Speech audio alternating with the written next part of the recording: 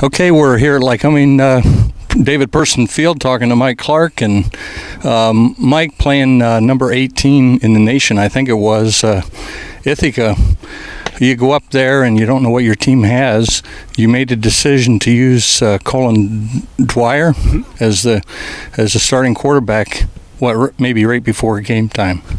Yeah, John, coming through the preseason, those two guys battled, and it was an interesting race. That went down to the wire. Colin really played well in our scrimmage against Gettysburg, and maybe had a little bit of an idea a couple days before kickoff, but we certainly didn't want to let Ithaca know who they may see. And Colin stepped up and played a solid football game for his first start of the season. We've watched a couple games, and on the way up we talked about Lycoming's defense can usually keep you in a game. The question was maybe the offense and how they would work.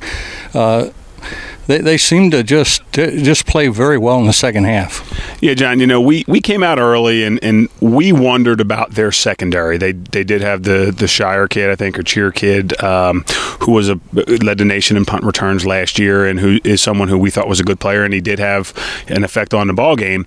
But the rest of those guys were first-year starters, so we thought we could take advantage of some underneath things and try to nickel and dime them. But as we looked at it at halftime, we had never really taken the opportunity to push the ball down the field. And at the beginning of the third quarter, we were committed to doing that. And, didn't score in our first possession, but hit a big pass. Probably should have come away with some points on that series, which in hindsight is a little disappointing that we didn't. We did have a missed assignment inside their 30-yard line that really hurt us.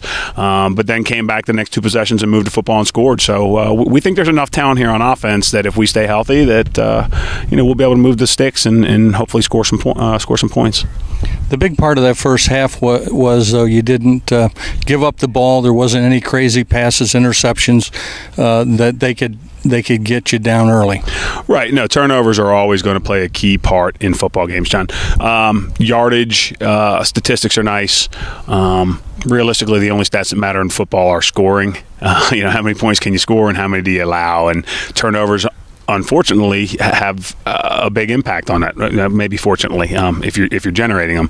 And so we're taking care of the ball. We want to take care of the football. And aside from our end of the half 2-minute drills in each half, we did a pretty good job of taking care of the football.